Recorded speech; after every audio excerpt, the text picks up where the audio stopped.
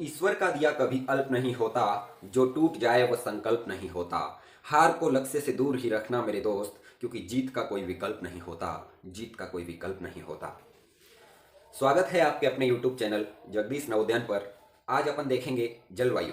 जलवायु को विस्तार से पढ़ेंगे कि किस प्रकार के प्रश्न पूछे जाते हैं।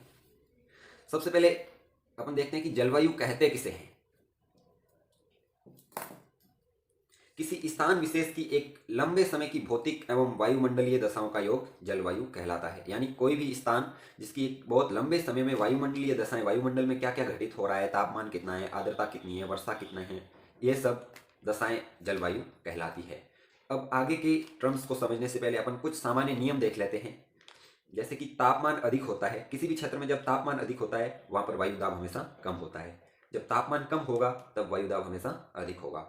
पवनों की दिशा क्या है, पवनें किधर से किधर की ओर चलती है, तो उच्च वायुदाब से निम्न वायुदाब की तरफ हमेशा पवनें चलती है। समुद्र हमेशा ही धीरे गर्म होगा और धीरे ही ठंडा होगा। दूसरी तरफ स्थल जल्दी गर्म होता है और जल्दी ठंडा होता है। जलवायु अपन ने जान ली कि किसी भी लंबे समय की भौतिक एवं वायुमंडलीय दशाओं का योग होता है। अब अपन देखते हैं कि मौसम क्या होता है। किसी स्थान विशेष की एक निश्चित समय की वायुमंडलीय दशाओं का योग मौसम कहलाता है। जलवायु और मौसम में क्या अंतर है तो वही किसी क्षेत्र की वायुमंडलीय दशाओं का योग तो होता ही है, लेकिन जलवायु जो है वो लंबे समय में होती है। जैसे कि 30 से 35 वर्षों में जलवायु परिवर्तित होती है। दूसरी तरफ जो मौसम है ये एक निश्चित समय का होता है। यानी जलवायु लंबे समय की और मौसम निश्चित समय की वायुमंडलीय दशाओं का योग कहलाता है। मौसम जो है वो दिन प्रतिदिन बदलता रहता है। और मौसम के तत्व कौन कौन से हैं, यानी मौसम और जलवायु में क्या सम्मिलित है, तापमान, वायुदाब, पवन, आर्द्रता और वर्षण। अब एक और शब्द आता है मानसून। मानसून अरबी भाषा का शब्द मौसम से बना है, जिसका अर्थ है मौसम। यानी मौसम को ही एक तरह से मानसून कहा जाता है। एक वर्ष में मौसम व ऋतुओं के अनुसार वायु में परिवर्तन ही मानसून कहलाता है। यानी मौसम के अनुसार वायु में जो परिवर्तन होता है उसे क्या कहते हैं, मानसून कहते हैं। यहाँ अपने को पढ़ना है भारत की जलवायु। तो अपन भारत की जलवायु को विस्तार से देखेंगे। सबसे पहले प्रश्न पूछा जाता है कि भारतीय जलवायु किस प्रकार की जलवायु है। तो याद रखें कि भारतीय जलवायु उष्णकटिबंधीय मानसूनी जलवायु है। एक नंबर का प्रश्न पूछ लिया जाता है कि भारत की जलवायु कैसी है, तो आपको बताना है उष्णकटिबंधीय मानसूनी जलवायु है। फिर प्रश्न पूछ लिया जाता है भारतीय जलवायु की विशेषताएं। ये जो मानसूनी जलवायु है इसकी विशेषताएं क्या क्या है, ये भी आप सबको याद रखनी है। यहाँ अपन समझेंगे कि किस प्रकार भारत में मानसून टकराती है। तब ये जो यहाँ अरब सागर के ऊपर से हवाएं आती है अपने साथ बहुत ज़्यादा नमी लेकर आती है, यानी जल की मात्रा इनके अंदर होती है। और जब ये यहाँ पश्चिमी घाट से टकराती है तो यहाँ पर ये बारिश करती है। मानसून से पूर्व इस बारिश को आम्र वृष्टि कहा जाता है, जो आगे अपन आम्र वृष्टि अच्छे से समझेंगे। याद रखना कि मानसून से पूर्व होने वाली केरल तट पर जो बारिश है उसको कहते हैं आम्र वृष्टि। यहाँ तक आप अच्छे से समझ गए होंगे। अब यहाँ आने के बाद में जो भारतीय मानसून है वो दो अलग अलग धाराओं में विभाजित हो जाता है।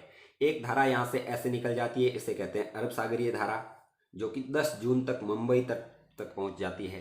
दूसरी धारा इधर से निकलती है जिसे कहते हैं बंगाल की खाड़ी की शाखा। यानी अरब सागरीय धारा इधर, बंगाल की खाड़ी की शाखा इधर, अलग अलग दो भागों में विभाजित हो जाता है। अरब सागरीय धारा इस तरह से आगे बढ़ती है, मुंबई से होते हुए महाराष्ट्र, राजस्थान, गुजरात, इस तरह से। राजस्थान में वर्षा इसलिए नहीं करती क्योंकि इस तरह राजस्थान में यहाँ अरावली पर्वतमाला है जिसके समानांतर ये पवनें गुजर जाती है। यहाँ अवरोधक नहीं होता, आगे टकराता नहीं है कुछ, इसलिए पवनें सीधी गुजर जाती है, यहाँ बारिश नहीं करती। दूसरी तरफ बंगाल की खाड़ी वाली शाखा यहाँ से फिर आर्द्रता इकट्ठी करती है। और इधर भारत के जो पूर्वी राज्य है यहाँ पर पहाड़ियाँ हैं, गारो, खासी और जयंतियाँ। 3 अलग अलग पहाड़ियाँ हैं मेघालय में, गारो, खासी और जयंतियाँ। ये नमी से भरी हुई पवनें जब यहाँ जाकर टकराती है तो यहाँ ये भारी मात्रा में बारिश करती है। इसीलिए यहाँ पर मेघालय में मासिन राम नाम की जगह है, यहाँ पर विश्व में सबसे ज़्यादा बारिश होती है। कौन सी जगह पर, मासिन राम पर। एक नंबर का प्रश्न पूछ लिया जाता है, आप सबको याद रखना है। विश्व का सबसे अधिक वर्षा वाला क्षेत्र कौन सा है, मासिन राम है। यहाँ बारिश करने के बाद में ये पवनें अपनी दिशा बदल लेती है और ये इस तरफ यूं चलना शुरू हो जाती है हिमालय के समानांतर। इधर आगे बढ़ती बढ़ती उत्तर प्रदेश, बिहार से होते हुए ये इधर से ये पवनें आ जाती है अरब सागरीय धारा वाली, इधर से बंगाल की खाड़ी वाली पवनें आ जाती है। और ये पंजाब के मोहाली नामक स्थान पर दोनों धाराएं आपस में मिलती है। कहाँ पर मिलती है, मोहाली, पंजाब।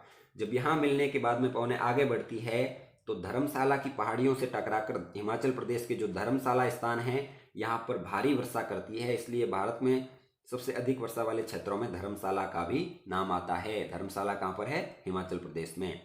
इस तरह से इन क्षेत्रों में वर्षा करने के बाद में अक्टूबर नवंबर तक मानसून वापस रवाना हो जाता है, जिसे मानसून का निवर्तन कहा जाता है, मानसून की वापसी कही जाती है। नवंबर के महीने में जाता जाता मानसून कोरोमंडल तट, ये जो क्षेत्र है, इसमें वर्षा करता है, यानी पूर्वी घाट से टकराता है वापस जाता हुआ मानसून। आता हुआ मानसून पूर्वी घाट के समानांतर लौट जाता है, टकरा नहीं पाता इसलिए बारिश नहीं होती, लेकिन लौटता हुआ मानसून इन पहाड़ियों से टकराता है तो यहाँ पर बारिश करता है। ये सर्दियों के मौसम में तमिलनाडु की ज़्यादातर कृषि और बारिश उसी समय होती है। तो मुझे लगता है आप सबको अच्छे से भारतीय मानसून समझ में आ गया होगा। अब अपन मानसून टकराती है तब ये जो यहाँ अरब सागर के ऊपर से हवाएं आती है अपने साथ बहुत ज़्यादा नमी लेकर आती है, यानी जल की मात्रा इनके अंदर होती है, और जब ये यहाँ पश्चिमी घाट से टकराती है तो यहाँ पर ये बारिश करती है। मानसून से पूर्व इस बारिश को आम्र वृष्टि कहा जाता है, जो आगे अपन आम्र वृष्टि अच्छे से समझेंगे। याद रखना कि मानसून से पूर्व होने वाली केरल तट पर जो बारिश है उसको कहते हैं आम्र वृष्टि। यहाँ तक आप अच्छे से समझ गए होंगे। अब यहाँ आने के बाद में जो भारतीय मानसून है वो दो अलग अलग धाराओं में विभाजित हो जाता है। एक धारा यहाँ से ऐसे निकल जाती है, इसे कहते हैं अरब सागरीय धारा, जो कि 10 जून तक मुंबई तक पहुँच जाती है। दूसरी धारा इधर से निकलती है जिसे कहते हैं बंगाल की खाड़ी की शाखा, यानी अरब सागरीय धारा इधर, बंगाल की खाड़ी की शाखा इधर, अलग अलग दो भागों में विभाजित हो जाता है। अरब सागरीय धारा इस तरह से आगे बढ़ती है, मुंबई से होते हुए महाराष्ट्र, राजस्थान, गुजरात, इस तरह से। राजस्थान में वर्षा इसलिए नहीं करती क्योंकि इस तरह राजस्थान में यहाँ अरावली पर्वतमाला है जिसके समानांतर ये पवनें गुजर जाती है, यहाँ अवरोधक नहीं होता, आगे टकराता नहीं है कुछ, इसलिए पवनें सीधी गुजर जाती है, यहाँ बारिश नहीं करती। दूसरी तरफ बंगाल की खाड़ी वाली शाखा यहाँ से फिर आर्द्रता इकट्ठी करती है, और इधर भारत के जो पूर्वी राज्य है यहाँ पर पहाड़ियाँ हैं गारो, खासी और जयंतियाँ, 3 अलग अलग पहाड़ियाँ हैं मेघालय में, गारो, खासी और जयंतियाँ। ये नमी से भरी हुई पवनें जब यहाँ जाकर टकराती है तो यहाँ ये भारी मात्रा में बारिश करती है, इसीलिए यहाँ पर मेघालय में मासिन राम नाम की जगह है, यहाँ पर विश्व में सबसे ज़्यादा बारिश होती है। कौन सी जगह पर? मासिन राम पर। 1 नंबर का प्रश्न पूछ लिया जाता है, आप सबको याद रखना है। विश्व का सबसे अधिक वर्षा वाला क्षेत्र कौन सा है? मासिन राम है। यहाँ बारिश करने के बाद में ये पवनें अपनी दिशा बदल लेती है और ये इस तरफ यूं चलना शुरू हो जाती है हिमालय के समानांतर। इधर आगे बढ़ती बढ़ती उत्तर प्रदेश, बिहार से होते हुए ये इधर से ये पवनें आ जाती है अरब सागरीय धारा वाली, इधर से बंगाल की खाड़ी वाली पवनें आ जाती है, और ये पंजाब के मोहाली नामक स्थान पर दोनों धाराएं आपस में मिलती है। कहाँ पर मिलती है? मोहाली, पंजाब। जब यहाँ मिलने के बाद में पवनें आगे बढ़ती है तो धर्मशाला की पहाड़ियों से टकराकर हिमाचल प्रदेश के जो धर्मशाला स्थान है यहाँ पर भारी वर्षा करती है, इसलिए भारत में सबसे अधिक वर्षा वाले क्षेत्रों में धर्मशाला का भी नाम आता है। धर्मशाला कहाँ पर है? हिमाचल प्रदेश में। इस तरह से इन क्षेत्रों में वर्षा करने के बाद में अक्टूबर नवंबर तक मानसून वापस रवाना हो जाता है, जिसे मानसून का निवर्तन कहा जाता है, मानसून की वापसी कही जाती है। नवंबर के महीने में जाता जाता मानसून कोरोमंडल तट, ये जो क्षेत्र है, इसमें वर्षा करता है, यानी पूर्वी घाट से टकराता है वापस जाता हुआ मानसून। आता हुआ मानसून पूर्वी घाट के समानांतर लौट जाता है, टकरा नहीं पाता इसलिए बारिश नहीं होती, लेकिन लौटता हुआ मानसून इन पहाड़ियों से टकराता है तो यहाँ पर बारिश करता है। ये सर्दियों के मौसम में तमिलनाडु की ज़्यादातर कृषि और बारिश उसी समय। अब अपन बात करेंगे मानसून प्रकोष्ठ। प्रकोष्ठ शब्द का अर्थ होता है फटना, यानी यहाँ कुछ फटने से या तूफान से संबंधित बात होने वाली है। मानसून के आगमन के समय सामान्य वर्षा में अचानक वृद्धि हो जाती है और लगातार कई दिनों तक जारी भारी तूफान के साथ जो बारिश होती है उसे कहते हैं मानसून प्रकोष्ठ। यानी मानसून की जब शुरुआत होती है तब बहुत ज़्यादा बारिश होती है, उसको कहते हैं मानसून प्रकोष्ठ। अगला बिंदु है आम्र वर्षा। आम्र वर्षा का जिक्र अपन ने पहले ही कर लिया था भारत के मानचित्र में, जब मानसून के आने से पहले ग्रीष्म ऋतु में जो बारिश केरल तट पर होती है उसके बारे में बात करी थी। ग्रीष्म ऋतु में मानसून के आगमन से पूर्व केरल तट पर होने वाली वर्षा जो आम की फसल के लिए पकने में सहायक होती है, यानी जो ये आम्र वर्षा होती है इससे आम की फसल पक जाती है, इसलिए इसको कहा जाता है आम्र वर्षा।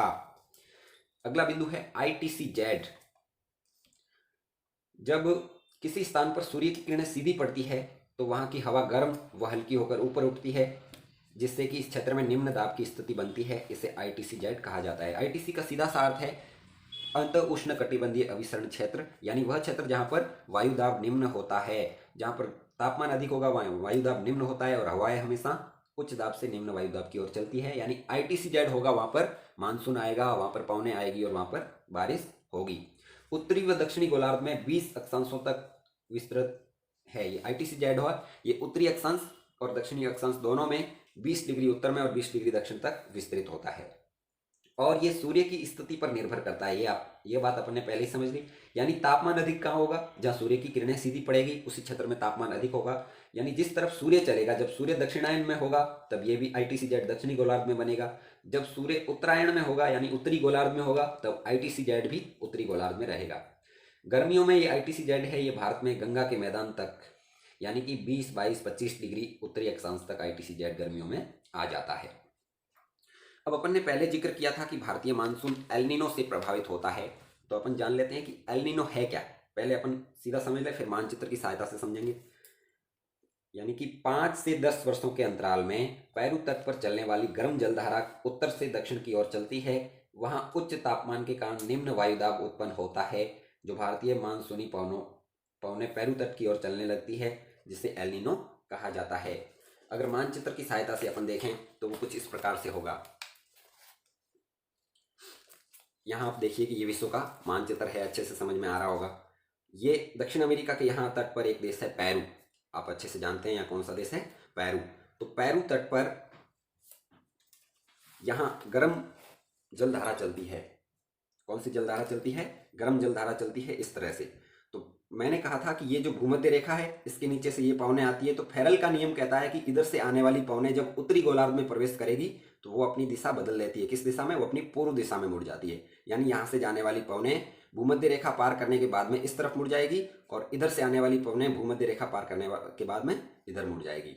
तो यहाँ से ये पवनें चलती रहती है, व्यापारिक पवनें चलती है जो वर्षा करती है, जो नमी से युक्त होती है। लेकिन जब यहाँ जो पेरू की गर्म जलधारा है, जब गर्म जलधारा है तो वायुमंडल भी गर्म हो जाएगा, तो यहाँ तापमान बढ़ जाएगा। जब तापमान यहाँ बढ़ जाएगा तब क्या होगा, यहाँ पर उच्च दाब हो गया, निम्न दाब। मैंने पहले ही बता दिया, जब तापमान अधिक होता है जब निम्न दाब होता है, या निम्न दाब का क्षेत्र बन जाएगा और हवाएं हमेशा उच्च दाब से निम्न दाब की ओर चलती है। ये पूरा क्षेत्र उच्च दाब का क्षेत्र है और इस क्षेत्र में निम्न दाब होता है। तो भारतीय मानसून ये यहाँ जाने की बजाय कई बार इधर से सीधा मुड़ जाता है यहाँ, क्योंकि यहाँ पर इससे कहीं ज़्यादा निम्न दाब हो जाता है। तो ये उच्च दाब वाला क्षेत्र पवनें इधर की बजाय इधर मुड़ जाती है, यहाँ से होते हुए इधर आ जाती है। तो ये पूरा मानसून अपना दिशा परिवर्तित कर लेता है। किसकी वजह से, इसे कहते हैं एल नीनो। पेरू की जो गर्म जलधारा है, गर्म जलधारा इधर की ओर बहती है तो यहाँ निम्न वायुदाब का क्षेत्र बनता है और उच्च वायुदाब से निम्न वायुदाब की ओर ये पवनें इधर आ जाती है। इसी वजह से भारतीय मानसून सूखा रह जाता है, भारतीय क्षेत्रों में बारिश नहीं हो पाती है। और ये प्रतिवर्ष तो नहीं होता, लेकिन 2 से 5 सालों के बीच में कभी भी हो जाता है। कई बार अपन सुनते हैं कि भारतीय मानसून पर इस साल एल नीनो का प्रभाव है, तो वो इस प्रकार है क्योंकि पवनें यहाँ से लौटकर इधर हो जाती है, पेरू के तट की ओर बदल जाती है। आपको अच्छे से समझ में आ गया होगा। अब अपन देखें पश्चिमी चक्रवातीय विक्षोभ। कौन सा, पश्चिमी चक्रवातीय विक्षोभ। ये क्या होता है कि शीत ऋतु में यानी सर्दियों में भूमध्य सागर में उत्पन्न हुए चक्रवात के कारण जेट पवनें अंडाकार घूमती हुई ITC-Z के दक्षिण में खिसकने के कारण शीत ऋतु में राजस्थान, दिल्ली, पंजाब में बारिश होती है। इसे गोल्डन ड्रॉप्स भी कहा जाता है, सुनहरी बूंदे कहा जाता है। गोल्डन ड्रॉप्स यानी सुनहरी बूंदें, क्योंकि गेहूं की फसल के लिए ये जो सर्दियों में बारिश होती है ये बहुत ज़्यादा उपयोगी होती है, इसलिए इसको कहा जाता है सुनहरी बूंदें। इसको अपन मानचित्र के द्वारा समझे तो कुछ इस प्रकार होगा। यहाँ देखिए, ये है भूमध्य सागर, आप अच्छे से देख सकते हैं। ये वाला क्षेत्र कौन सा है, अफ्रीका के ऊपर, यूरोप के नीचे का ये क्षेत्र है भूमध्य सागर। तो भूमध्य सागर में सर्दियों में चक्रवात की उत्पत्ति होती है। चक्रवात यानी इस तरह से चक्रवात अंदर से बाहर की ओर हवाएं चलने लगती है अंडाकार स्थिति में। वो अपन ने पहले पढ़ लिया थ्योरी में, मानचित्र में आप अच्छे से समझ लीजिए। भूमध्य सागर में चक्रवात की उत्पत्ति ये देखो, इस प्रकार सागर के ऊपर पवनें ऐसे चलना शुरू होती है। कब, शीत ऋतु में यानी सर्दियों के मौसम में। इस तरह से चलती चलती चलती ये पवनें यहाँ तक आ जाती है। यहाँ आप देख सकते हो ये भारत का मानचित्र है। तो यहाँ से ये दिख रहा है गुजरात, राजस्थान, पंजाब, हरियाणा से होते हुए निकल रहा है। यानी सर्दियों में ये पवनें जब यहाँ आएगी तो बारिश करेगी। यानी सर्दियों में भारत में जो बारिश होती है कई बार अपन देखते हैं, जिससे अपन राजस्थान में मावट कहते हैं। क्या कहते हैं? मावट। और ये गोल्डन ड्रॉप्स भी कहलाती है क्योंकि गेहूं की खेती के लिए बहुत ज़्यादा उपयोगी है। जब यहाँ से निकलता है तो बारिश करेगा, इससे ही हम क्या कहते हैं? पश्चिमी चक्रवातीय विक्षोभ कहते हैं। और ये पवनें क्या कहलाती हैं? जेट पवनें कहलाती है। आप अच्छे से समझ सकते हो। पश्चिमी चक्रवातीय विक्षोभ आपको समझ में आ गया। तो अब अपन देखें कि जेट धाराएं क्या होती है। जेट शब्द का अर्थ होता है विमान। जेट विमान आपने सुना ही होगा। अब इन धाराओं को जेट पवनें क्यों कहा जाता है? क्योंकि प्राचीन काल से जो विमान चलते थे, जो अमेरिका के आधुनिक काल से जो विमान चलते आ रहे हैं, ये इन धाराओं के द्वारा विमानों को सहायता मिलती है। यानी जो विमानों के चलने में फ्यूल की बचत होती है, ईंधन की बचत होती है इन धाराओं की वजह से, क्योंकि आसानी से विमान इन धाराओं के साथ में चल सकता है। जेट पवनें पछुआ पवनों का अंश है जो धरातल से 9 से 13 किलोमीटर की ऊंचाई पर चलती है। पछुआ पवनें 9 किलोमीटर से 13 किलोमीटर की ऊंचाई के बीच में चलती है, यानी क्षोभ मंडल में चलती है। ध्यान रखिए, जेट धाराएं कहाँ चलती है? क्षोभ मंडल में। ये पवनें तिब्बत के पठार के समानांतर चलती है। मानचित्र में आप देखो तो इस प्रकार होगा कि जो भारत के ऊपर यहाँ तिब्बत का पठार है, तो ये पवनें इसके समानांतर चलती है। इधर से आती हुई ऐसे चलती जाती है। गर्मियों में इनकी गति लगभग 110 किलोमीटर और सर्दियों में जेट पवनों की गति 184 किलोमीटर प्रति घंटे की रफ्तार होती है। 27 डिग्री से 30 डिग्री उत्तरी अक्षांश के मध्य ये पाई जाती है। ग्लोब में अगर देखें तो 27 से 30 डिग्री उत्तरी अक्षांश के मध्य ये पवनें पाई जाती है। तिब्बत का पठार जेट पवनों को 2 भागों में बांटता है। तिब्बत के पठार के समानांतर चलती है तो तिब्बत का पठार इसे 2 भागों में बांट देता है। यानी एक तिब्बत के पठार के ऊपर चलती है पवनें और इसके नीचे, एक तिब्बत का पठार शाखा और दूसरी नीचे वाली हिमालयी शाखा। यहाँ आपको जेट पवनें अच्छे से समझ में आ गई होगी। अगला बिंदु है कॉरियोलिस बल। कॉरियोलिस बल किसे कहते हैं? यानी पृथ्वी के घूर्णन के कारण उत्पन्न जो आभासी बल होता है। यानी जो आभासी बल है यह एक जो पृथ्वी की गति के, पृथ्वी अपने अक्ष पर घूर्णन करती है, इसकी वजह से जो बल उत्पन्न होता है उसे कहते हैं कॉरियोलिस बल। अगला है फेरल का नियम। अपन ने देखा था कि भूमध्य रेखा के ऊपर आने के बाद में पवनें अपनी दिशा बदल रही थी, तो वो किस प्रकार क्यों होता है वो ये जान ले। ये कहलाता है फेरल का नियम। कॉरियोलिस बल के कारण पवनें, यानी पृथ्वी घूमती रहती है अपने अक्ष पर, इसके कारण पवनें उत्तरी गोलार्ध में अपनी दिशा के दाईं ओर घूम जाती है। यानी ये भूमध्य रेखा से ऊपर का क्षेत्र उत्तरी गोलार्ध, भूमध्य रेखा से नीचे का क्षेत्र दक्षिणी गोलार्ध। जब पृथ्वी घूमती है तो इधर से जो पवनें आएगी वो उत्तरी गोलार्ध में जाने के बाद अपने दाईं ओर मुड़ जाती है। ये पवनें ऊपर सीधी नहीं जा रही है, थोड़ी इधर मुड़ जाती है। दिख रही है ना, ये सब इधर मुड़ी हुई दिखिए। तो ये फेरल के नियम के कारण ऐसा हो रहा है। उसी प्रकार दक्षिणी गोलार्ध में ये पवनें अपनी दिशा के बाईं ओर, यानी दक्षिणी गोलार्ध से जो पवनें आ रही है उत्तरी गोलार्ध से, वो दक्षिणी गोलार्ध में आने के बाद किधर मुड़ जाती है? बाईं ओर मुड़ जाती है। ये भी सीधी नहीं आती, जो ऊपर से आती है वो अपनी बाईं ओर, जो नीचे से जाती है वो अपने दाईं ओर मुड़ जाती है। और इस तथ्य को फेरल नाम के एक वैज्ञानिक ने खोजा था, इसलिए इसको फेरल का नियम कहा जाता है।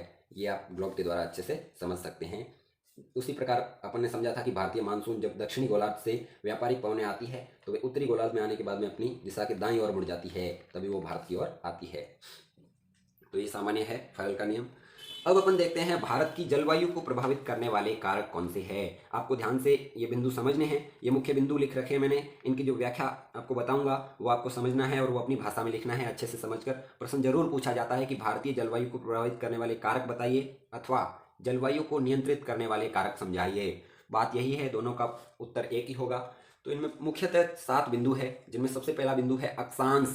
अक्षांश किस प्रकार प्रभावित करता है किसी क्षेत्र की जलवायु को, वो अपन जानते हैं। ये देखो, ये क्या है? ग्लोब है।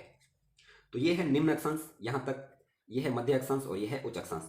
तो ये देखो, यहाँ जो निम्न अक्षांश है, यहाँ पर सूर्य की किरणें सीधी पड़ रही है। सूर्य से किरणें पृथ्वी पर सीधी जा रही है। जब सीधी किरणें पड़ेगी तो तापमान अधिक होगा और यहाँ पर उष्णकटिबंधीय क्षेत्र बन जाएगा। ये जलवायु को प्रभावित करेगा, क्योंकि जलवायु के तत्व कौन कौन से हैं? तापमान, वर्षा, आर्द्रता, ये सब किस प्रकार जलवायु को प्रभावित करते हैं वो अपने को देखना है। जब सूर्य का प्रकाश यहाँ सीधा पड़ेगा तो तापमान अधिक होगा, और जब सूर्य की किरणें इन क्षेत्रों में, उच्च अक्षांश यानी ध्रुवीय क्षेत्रों में सूर्य की किरणें तिरछी जाएगी, जिससे कि इन क्षेत्रों का तापमान ज़्यादा नहीं होगा, यहाँ पर तापमान कम होगा। तो इस प्रकार ये देख लो, अक्षांशीय स्थिति भी जलवायु को प्रभावित करती है।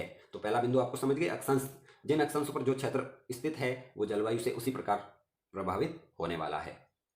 दूसरा बिंदु है उच्चावच। उच्चावच यानी ऊंचा नीचा ऊबड़ खाबड़ स्थान होता है वो भी जलवायु को प्रभावित करता है। जैसे आप देखिए मैदानी क्षेत्रों में किस प्रकार की जलवायु होती है और पर्वतीय क्षेत्रों में किस प्रकार की जलवायु होती है। जैसे कोई मानसूनी पवनें आ रही है और ये हिमालय पर्वत है तो इन क्षेत्रों से टकराएगी, तो जब मानसूनी पवनें इधर से आकर यहाँ टकराएगी तो इस क्षेत्र में बारिश होगी, यहाँ बारिश होगी, लेकिन जो पीछे वाला पर्वत का दूसरा वाला जो ढाल है वो सूखा रह जाएगा, क्योंकि ये पवनें यहीं पर बारिश कर देगी और लौट जाएगी या ऊपर से लौट जाएगी। इन क्षेत्रों पर बारिश नहीं होने वाली, ये कहलाता है वृष्टि छाया प्रदेश। यानी पर्वत के दूसरी तरफ का भाग जहां मानसूनी पवनें नहीं पहुंच पाती है वो कहलाता है वृष्टि छाया प्रदेश, यानी छाया के रूप में रह जाता है, यहाँ बारिश नहीं हो पाती है। तो उच्चावच भी निर्भर करता है कि वहां की जलवायु कैसी होने वाली है। अगला बिंदु है समुद्र तट से दूरी। समुद्र तट से कितनी दूरी है ये भी किसी क्षेत्र के तापमान को, वर्षा को निर्धारित करता है, और वर्षा और तापमान ये जलवायु के कारक है, यानी जलवायु को प्रभावित करता है समुद्र तट से दूरी। कैसे? जैसे कि तापांतर है और समंदर का समकारी प्रभाव है, मैंने पहले ही बता दिया। जैसे भारत के मानचित्र में आप देख लीजिए कि किस प्रकार से समुद्र से निकट वाले क्षेत्र किस प्रकार से प्रभावित करते हैं।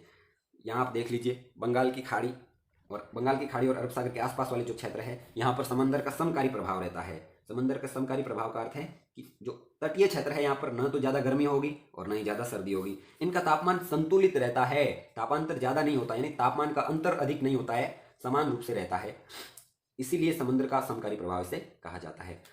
जबकि जो समुद्र क्षेत्र से दूर वाले स्थान है ये तापमान, यहाँ पर सर्दियों में इन क्षेत्रों में तापमान कम होगा और गर्मियों में इन क्षेत्रों में तापमान बहुत ज़्यादा हो जाता है। तो तापमान ज़्यादा और कम क्यों होता है? क्योंकि समुद्र से दूर स्थित है। तो समुद्र तट से दूरी भी जलवायु को प्रभावित करती है। अब देख लीजिए समुद्र तल से ऊंचाई, समुद्र से कितना ऊंचा है औसत रूप से, वो भी जलवायु को प्रभावित करती है। कैसे? प्रत्येक 165 मीटर पर 1 डिग्री सेल्सियस तापमान कम हो जाता है। जैसे जैसे अपन समुद्र तट से तल से ऊपर चले जाते हैं तो 165 मीटर ऊपर जाने पर 1 डिग्री सेल्सियस तापमान कम हो जाता है। अगला बिंदु है हिमालय पर्वत की स्थिति। हिमालय जो भारत के उत्तर में एक प्रहरी के रूप में स्थित है, ये शीत पवनों से हमारी रक्षा करता है, यानी उत्तर से आने वाली जो ठंडी हवाएं हैं उनसे भारत को बचाता है। हिमालय पर्वत की औसत ऊंचाई 6000 मीटर है, ये बात आप ध्यान रखिएगा। अगला बिंदु है जल और स्थल का वितरण, यानी किन क्षेत्रों में जल है और किन क्षेत्रों में स्थल है ये भी प्रभावित करता है। ये वही है कि जल के पास वाले क्षेत्रों में समकारी प्रभाव रहता है, जल जल्दी न तो ठंडा होता है न जल्दी गर्म होता है, जबकि स्थल वाले भाग जल्दी ठंडे होते हैं और जल्दी ही गर्म होते हैं। अगला बिंदु है वायुदाब एवं पवनें। पवनें किस प्रकार की चल रही है, वायुदाब किस प्रकार से बन रहा है, ITCZ किन क्षेत्रों में बन रहा है, ये चीज़ भी आपको ध्यान रखनी है। ये चीज़ भी प्रभावित करती है जलवायु को कि वायुदाब कैसा है और पवनें किस प्रकार से चल रही है। ये प्रमुख 7 कारण हैं जलवायु को प्रभावित करने वाले, सब आपको समझ में आ गए होंगे, आपको अच्छे से याद रखने हैं और प्रश्न पूछा जाता है। अब अगला बिंदु है ऋतुएं। ऋतुएं क्या होती है आप अच्छे से जानते हो। मौसम की अवस्थाओं में परिवर्तन से विशिष्ट मौसमी प्रतिरूप का निर्माण होता है, यानी मौसम बदलता रहता है जिसके कारण एक विशिष्ट मौसमी प्रतिरूप बनता है, जो एक चक्र बनता है जिससे अपन क्या कहते हैं, ऋतुएं कहते हैं। भारत में मुख्य रूप से 4 ऋतुएं हैं, चारों को अपन एक एक करके अच्छे से समझेंगे। पहली ऋतु है शीत ऋतु, यानी सर्दी ऋतु, आप अच्छे से जानते हैं। नवंबर से फरवरी तक मुख्य रूप से शीत ऋतु चलती है और जनवरी सबसे ठंडा महीना माना जाता है। हिमालय पर इस मौसम में, इस ऋतु में हिमपात होता है, यानी कि बर्फबारी होती है और फिर बर्फ की नदियां बहती है। कहाँ? हिमालयी क्षेत्रों में। आसमान साफ रहता है, शीत ऋतु में आसमान साफ रहता है। तापमान आर्द्रता कम होती है, तापमान भी कम होता है शीत ऋतु में, यानी ठंड ज़्यादा होती है और आर्द्रता भी कम रहती है। पवनें शिथिल, जो हवाएं हैं वो ज़्यादा तेज नहीं चलती, शिथिल हो जाती है, नॉर्मल रहती है। और महावट वर्षा, शीत ऋतु में अपन ने पहले ही पढ़ा था, जो भूमध्य सागरीय चक्रवात अपन ने पढ़ा था, तो उसमें सर्दियों में जो भारत में बारिश होती है उसे क्या कहा जाता है? महावट कहा जाता है। अगली ऋतु है ग्रीष्म ऋतु। ऋतुओं के बारे में भी प्रश्न पूछा जाता है कई बार, भारतीय ऋतुओं को स्पष्ट करें या शीत ऋतु को विस्तार से बताएं, 3 नंबर का प्रश्न पूछ लिया जाता है। तो ये सब बिंदु आपको ध्यान रखना है। ग्रीष्म ऋतु में ITCZ उत्तर की ओर होता है। ग्रीष्म ऋतु यानी गर्मियों में क्या होता है, जब तापमान अधिक होगा वहाँ वायुदाब कम होगा, उत्तर की ओर ITCZ बनता है। गर्मियों में ऊपर की ओर गिर सकता है ITCZ, यानी अंत उष्ण कटिबंधीय अभिसरण क्षेत्र जो ITCZ है वो ऊपर की ओर आता है। मार्च से मई तक ग्रीष्म ऋतु चलती है। पश्चिमी मरुस्थल का तापमान 45 से 48 डिग्री तक भी कई बार गर्मियों में देखने को मिलता है। अब एक और टर्म आती है यहाँ पर लू। जो पश्चिमी राजस्थान, बाड़मेर, जैसलमेर के बच्चे हैं वो इस चीज़ को अच्छे से जानते होंगे क्योंकि ये सामान्य रूप से प्रयोग में किया जाता है। लू चल रही है, अपने घर वाले कहते हैं कई बार लू चल रही है, बाहर मत निकलो। तो लू क्या है? धूल भरी गर्म एवं शुष्क स्थानीय पवनें जो ग्रीष्म ऋतु में पश्चिमी राजस्थान में मुख्य रूप से चलती है। यानी एक तो धूल भरी आंधी के रूप में होती है, दूसरी शुष्क और स्थानीय पवने। शुष्क यानी बहुत ही गर्म और सूखी सूखी सी ये पवने हैं, जिससे कई बार अपन बीमार हो जाते हैं। तो यह है मुख्य रूप से ग्रीष्म ऋतु। काल बैसाखी भी ग्रीष्म ऋतु में जो अपन समझेंगे। इससे पहले जान लें कि वर्षा ऋतु क्या है। तीसरी ऋतु कौन सी है? वर्षा ऋतु। वर्षा ऋतु जिसे मानसून का आगमन भी कहा जाता है। अपन ने देखा कि मानसून कब आता है? केरल तट पर जून के शुरुआत में ही, 1 जून के समथिंग आ जाता है। तो जून से प्रारंभ होती है ये ऋतु। वर्षा ऋतु है कब प्रारंभ होती है? जून से। उत्तरी गोलार्ध में निम्न वायुदाब होता है। वर्षा ऋतु कब होगी? जब उत्तरी गोलार्ध में सूर्य की सीधी स्थिति होगी और निम्न वायुदाब होगा और हवाएं फिर उच्च वायुदाब से निम्न वायुदाब की ओर चलेगी। मानसून विच्छेद, यानी पहले अपन ने पढ़ा था मानसून प्रकोष्ठ। जब मानसून शुरुआत में आता है, जब बहुत भारी बारिश करता है, उससे कहते हैं मानसून प्रकोष्ठ। अब आता है मानसून विच्छेद, यानी कुछ दिन वर्षा होने के बाद में पुनः विराम। मानसून की शुरुआत में काफी भारी बारिश होगी, उसके बाद में कुछ दिन के लिए मानसून रुक जाएगा, जिसे कहा जाता है मानसून विच्छेद, यानी रुक जाना, टूट जाना। और 90% वर्षा है जो भारत की, वो वर्षा ऋतु में ही हो जाती है। बाकी 10% बारिश कब होती है? शीत ऋतु में, महावट के रूप में, या फिर लौटता हुआ मानसून बारिश करता है, वो 10% हो जाता है। अगला है, चौथी ऋतु है मानसून का निर्गमन, यानी मानसून की वापसी। मानसून अब वापस लौट रहा है, बारिश करने के बाद में वापस लौट रहा है। अक्टूबर नवंबर में सूर्य की दक्षिणायन स्थिति के कारण, जब सूर्य दक्षिणी गोलार्ध में चला जाता है तो तापमान भी ज्यादा दक्षिणी गोलार्ध में होगा और ITC-Z भी दक्षिण की तरफ खिसकेगा, जिसके कारण मानसून वापस लौट जाता है। आसमान साफ होता है इस मौसम में और तापमान भी अधिक होता है। कोरोमंडल तट पर लौटता हुआ मानसून बारिश करता है। इसके अलावा यहाँ एक और शब्द आता है, क्वार की उमस। कई बार 1 नंबर में पूछ लिया जाता है कि क्वार की उमस से आप क्या समझते हो? तो क्वार की उमस को यहाँ अपन अच्छे से देखेंगे। क्वार की उमस, वायुमंडल में उच्च तापमान, उच्च आर्द्रता एवं आसमान साफ रहता है। क्वार की उमस यानी वायुमंडल में कैसा वातावरण है? तापमान ज्यादा है, आर्द्रता ज्यादा है और आसमान बिल्कुल साफ है। ऐसी स्थिति में दिन का मौसम असहनीय होता है। ऐसा मौसम हो जाता है जो कष्टदायी होता है, दिन में सहन नहीं होता लोगों से। इस मौसम को क्या कहते हैं? क्वार की उमस कहा जाता है। अब अपन देखेंगे भारत में वर्षा का वितरण किस प्रकार से है, यानी वर्षा किस क्षेत्र में कितनी होती है, ये अपन समझेंगे। पहले अपन एक एक करके देख लें, फिर भारत के मानचित्र में भी देख लेंगे किस क्षेत्र में कितनी वर्षा होती है। सबसे पहले वार्षिक वर्षा के आधार पर भारत को 4 वर्गों में बांटा गया है कि पूरे वर्ष में कितनी बारिश होगी, जिसमें पहला है अधिक वर्षा वाले क्षेत्र, जहां बहुत ज्यादा बारिश होती है। यानी 200 सेमी से अधिक जो वर्षा है वो किन क्षेत्रों में होती है? ये होती है पश्चिमी घाट, भारत के पश्चिमी घाट, सिक्किम, असम, नागालैंड, त्रिपुरा, हिमाचल प्रदेश, मेघालय, मिजोरम, उत्तराखंड। मानचित्र में भी अपन इन सभी क्षेत्रों को देखेंगे। पहले आप जान लो कि अधिक वर्षा वाले क्षेत्र, जहां 200 सेमी से अधिक बारिश होती है, जिनमें ये क्षेत्र पाए जाते हैं। दूसरा है मध्यम वर्षा, जहां नॉर्मली सामान्य वर्षा होती है। वो कौन कौन से हैं? 100 से 200 सेमी वर्षा होती है। यहाँ कितनी होती है? पूरे वर्ष में 100 सेमी से 200 सेमी बारिश यहाँ होती है। इन क्षेत्रों में गुजरात, तमिलनाडु, ओडिशा, झारखंड, उत्तर प्रदेश, बिहार और मध्य प्रदेश शामिल है। उसके बाद है निम्न वर्षा वाले क्षेत्र, यानी वर्षा यहाँ औसत रूप से देखा जाए तो बहुत ही कम वर्षा होती है। यहाँ 50 से 100 सेमी वर्षा होती है। और इनमें कौन कौन से क्षेत्र है? पश्चिमी यूपी, दिल्ली, हरियाणा, पंजाब, जम्मू और कश्मीर और दक्कन का पठार। इन क्षेत्रों में कम बारिश होती है। चौथा और अंतिम वर्षा का जो क्षेत्र है वो है अपर्याप्त वर्षा वाले क्षेत्र, यानी इन क्षेत्रों में बहुत ही कम बारिश होती है। कैसी बारिश होती है? बहुत ही कम, मतलब जितनी जरूरत होती है उससे भी कहीं बहुत ज्यादा कम बारिश होती है। यानी 50 सेमी से कम वर्षा वाले क्षेत्र इस क्षेत्र में आ जाते हैं, जिनमें पश्चिमी राजस्थान, बाड़मेर, जैसलमेर, बीकानेर वाला ये पश्चिमी क्षेत्र, लद्दाख, पूर्वी घाट का वृष्टि छाया प्रदेश। वृष्टि छाया प्रदेश यानी जो पर्वत की दूसरी तरफ का जो क्षेत्र है, जहां मानसूनी पवनें नहीं पहुंच पाती है, जो छाया के रूप में बच जाता है, उसे कहते हैं वृष्टि छाया प्रदेश, और ये पूर्वी घाट का है।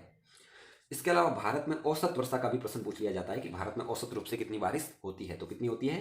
पूरे भारत का औसत वर्षा देखा जाए तो 125 सेंटीमीटर है। कितना है? 125 सेंटीमीटर।